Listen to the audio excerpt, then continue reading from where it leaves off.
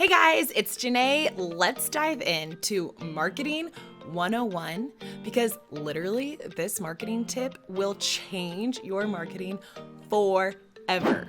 So before we dive in, hit that subscribe button and let's get started. Okay, so when we think about marketing, what I see all the time when people are new to marketing, whether they're marketing their business, a product or service, whatever it might be, they believe that in order to market their offer effectively, that they always need to gush all the details about their offer. But the truth is that marketing, while of course your offer is important, good marketing is all about speaking to the desires and the needs of your ideal customer. When your offer is focused on solving that pain point for someone, then marketing is just communicating to the person that has that pain point. It's really not all about the nitty-gritty about what your offer is and all these different things and what ingredients is it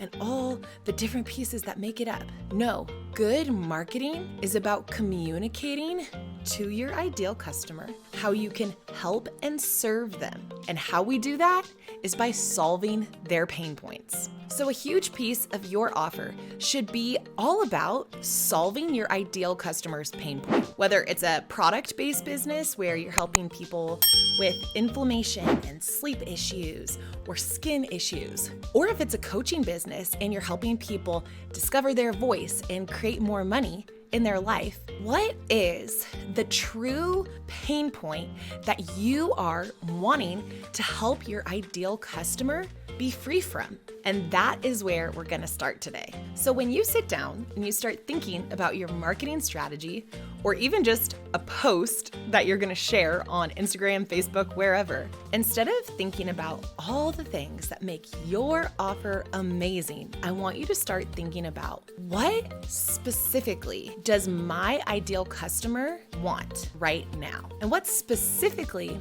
in my offer can I communicate to them that's going to take that pain out of their lives? What moves people to make a purchase from you is the deep belief that you are going to help them solve a pain point in their life.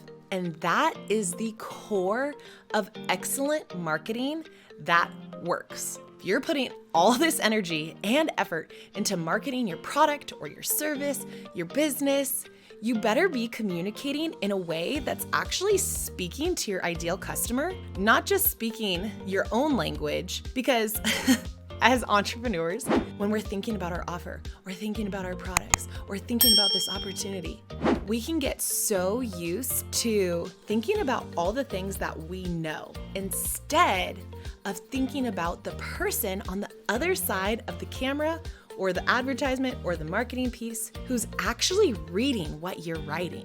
So stop thinking that your marketing is going to be most effective when it's all about what you have. You will start to see conversions happening when you start speaking the language of your ideal customer. So if you are in the market, let's say for an anti-inflammation supplement, one way you could talk about the supplement is all the ingredients that reduce inflammation. That's a decent way to communicate, but it's not the best. The better way to communicate is speaking to the pain points. Do you suffer from inflammation? Do your knees ache? Do you feel like you can't close your hands in the morning because your fingers are so inflamed? Do you feel like you're puffy and bloated?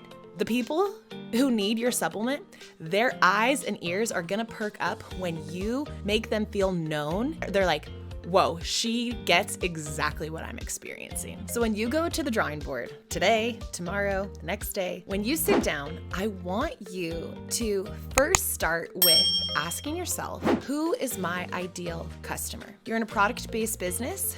You might have a couple different ideal customers and you might have different ways to market to them per product. So you're gonna start with, who's my ideal customer? Who am I talking to? When someone else on the other side of the camera is listening to me, what do they wanna know? So some questions that you can ask yourself is, what is he or she thinking right now? What is he or she want in this moment? What is he or she experiencing? What is she longing for? What are the desires of her heart? What are the things that are holding her back? What are the things that keep her up at night? What are the things that she feels stuck in? Start asking yourself all those different questions, because the more you understand your ideal customer, the more your marketing language is going to speak right to her heart. So once you know your ideal customer, then you're going to assess your product, your service, your opportunity, whatever your offer may be. And I want you to start drawing connections in how does your offer solve one of those pain points that you just listed? How can you help her figure out breakthrough? How can you help her be free from all these things that she's wrestling with? So I want you to really dive into the nitty-gritty of how your offer is helping serve her and helping her get rid of these pain points. And then the last thing that you do is that when you sit down to go market your offer, keep yourself accountable to speaking her language. As entrepreneurs, it can be so easy to always be thinking about the information we know about our service or our product or our opportunity, instead of thinking about what does my ideal customer really want? So I want you to practice holding yourself accountable so that you can start to challenge yourself every time you show up to speak the language of the people who are watching you, to the people who want what you have.